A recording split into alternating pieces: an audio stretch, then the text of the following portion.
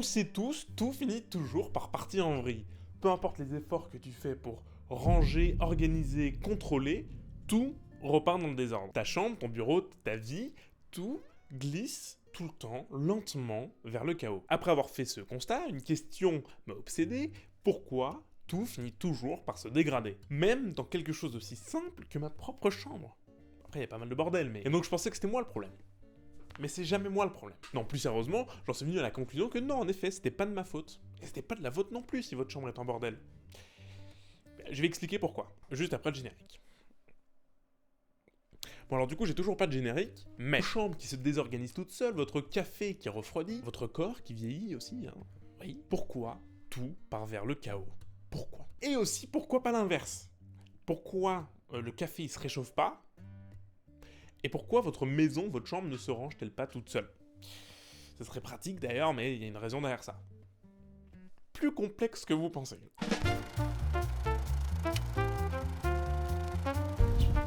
Alors en fait, c'est très simple. On parle d'entropie. Vous avez déjà probablement entendu ce terme, l'entropie d'un système ou encore de flèche du temps. On va y revenir d'ailleurs sur la flèche du temps, pourquoi le temps s'écoule dans un sens et pas dans l'autre. L'entropie, ça sonne physique, complexe, limite pompeux, mais en fait c'est hyper simple. Prenez un jeu de cartes, tout neuf, sorti de la boîte. Ça va. Quand le jeu de cartes est neuf, il est rangé de As, 2, 3, 4, jusqu'à Roi, dans une couleur, et puis dans les trois autres. Si vous mélangez ce jeu de cartes, qui est tout neuf, là ça devient un aléatoire total. Est-ce qu'en remélangeant le jeu de cartes, vous allez retomber sur l'ordre de quand il était neuf? As, 1, 2, 3, 4, nanana, jusqu'au Roi, dans les quatre couleurs qui suivent. Probablement pas. Théoriquement, vous pouvez, hein, mais vous avez une chance sur ce chiffre d'y arriver. Le jeu de cartes est un bon exemple, car il y a une seule manière d'avoir un jeu de cartes qu'on considère ordonné, donc les 4 couleurs à la suite, As, et 10 puissance 63, je crois, de mélanges possibles aléatoires. Et un seul ordonné. Puisque la nature est bien faite, quand vous allez remélanger le jeu de cartes, elle ira toujours vers quelque chose de désordonné. Parce que c'est plus probable, elle va toujours vers le plus probable. Alors pourquoi la nature va toujours vers le plus probable? Vous allez me dire, d'où tu sors ça? Bouge pas, je vais t'expliquer. En fait, tout part du second principe de la thermodynamique. La thermodynamique, c'est juste le domaine des sciences qui vise à faire le lien entre l'énergie thermique et mécanique, donc la chaleur et le mouvement. Donc, cette seconde loi de la thermodynamique nous dit que dans un système isolé, donc avec aucune force qui vient de l'extérieur, zéro, le désordre de ce système ne peut que augmenter. Il n'a pas d'autre choix. Et l'augmentation, la valeur de l'augmentation de ce désordre, ça s'appelle l'entropie. Vous me connaissez, pour ceux qui suivent la chaîne, un physicien, il dit pas juste « oui, l'entropie c'est ça, et puis tant pis ». Non, il essaye de le mettre en équation pour calculer la valeur anthropique de quelque chose. Donc il y a des gars qui se creusent la tête, pif paf pouf, ils réfléchissent, et il y a un mec, Boltzmann, je sais pas si je le prononce très bien, mais Boltzmann, lui, un peu plus réfléchi que les autres probablement, et il pond une équation sur l'entropie. Franchement, c'est pas le dernier des cons, parce qu'au 19e siècle, le mec, il nous pond ça. S est égal à K fois log de W. Où S, c'est l'entropie.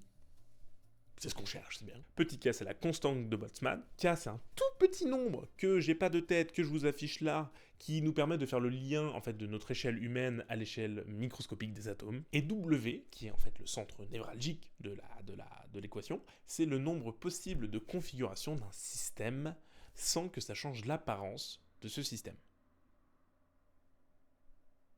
Donc reprenez votre jeu de cartes. S'il n'y a qu'une seule manière d'avoir un jeu de cartes ordonné, donc système jeu de cartes ordonné, donc il n'y a une seule manière, donc W est égal à 1. On va enlever le petit K, parce qu'en fait il va nous servir à rien dans les exemples que je vais donner, parce que je vous ai dit K c'est en joule Kelvin, en fait, donc c'est pour faire le lien avec la thermodynamique. Là, pour imaginer la chose, on s'en fout. En fait, on va transformer S est égal K log de W en S est égal log de W, tout simplement. Donc, le système jeu ordonné, qu'une seule manière de l'avoir, donc W est égal à 1. Bon bah log de 1, ça fait 0. S est égal donc à 0. Pas d'entropie possible. Il n'y a pas de désordre. Il n'y a pas de chaos. Par contre, à partir du moment où on considère le système jeu de cartes désordonné, donc à partir du moment où on le mélange pour la première fois, là il y a 10 puissance 67 configurations possibles de W. Et log de 10 puissance 67, ça fait un peu plus que 0. Ça fait 156,4. Bon ok, c'est bien beau, mais du coup il n'y a pas d'unité, donc c'est compliqué de comprendre.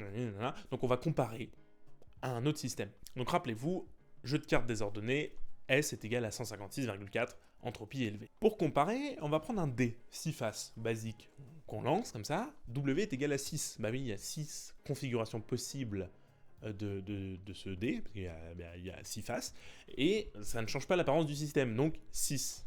Bon bah log de 6, ça fait 1,7.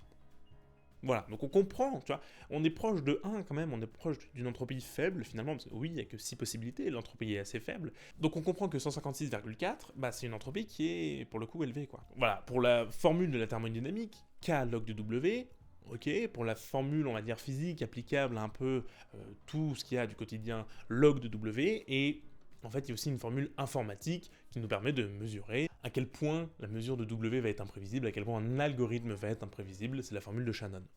Donc, là vous avez compris l'intro, pas mal. Dans ma chambre, je suis parti de ça, dans ma chambre, il y a plein de configurations possibles, il y a plein d'objets sans que ça change l'apparence globale de ma chambre, tel objet peut être à plein d'endroits différents, donc il y a une infinité de configurations possibles, donc une entropie très grande. Donc ma chambre est désordonnée à cause de Boltzmann, et pas de ma faute. Je vous l'ai dit.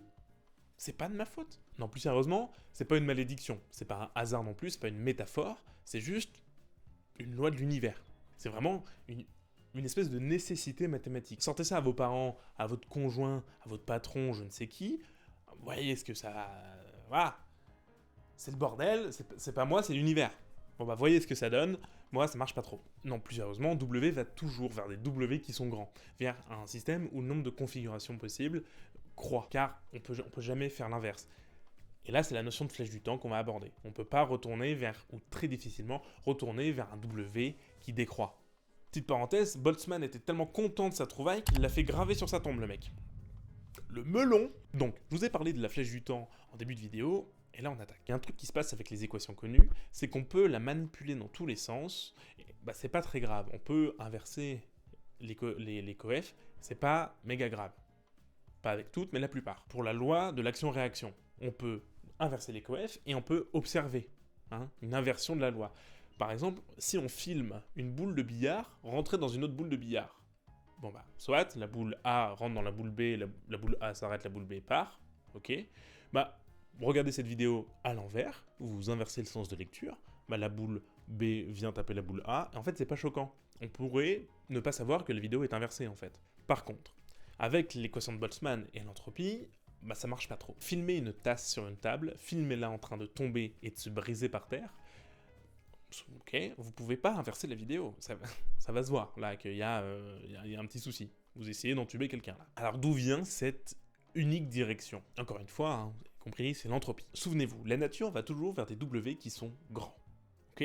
Quand la tasse est neuve ou pas cassée sur le bord de la table, W est égal à 1. Car tasse neuve, une seule configuration possible. Et quand elle se brise au sol, il y a littéralement des millions de possibilités, voire des milliards ou des millions de milliards de possibilités de configuration du système cassé. Car tel bout de porcelaine peut être à tel endroit et inversement.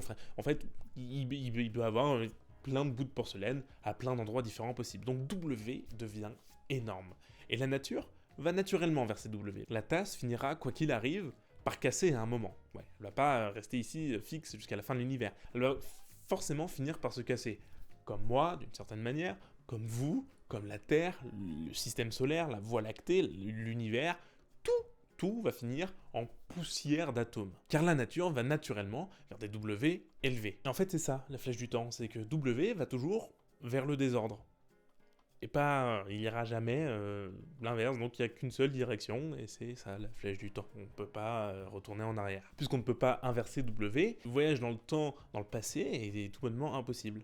Car le désordre ne fait que croître tout le temps partout, quoi que vous fassiez, peu importe où dans l'univers le désordre croît, et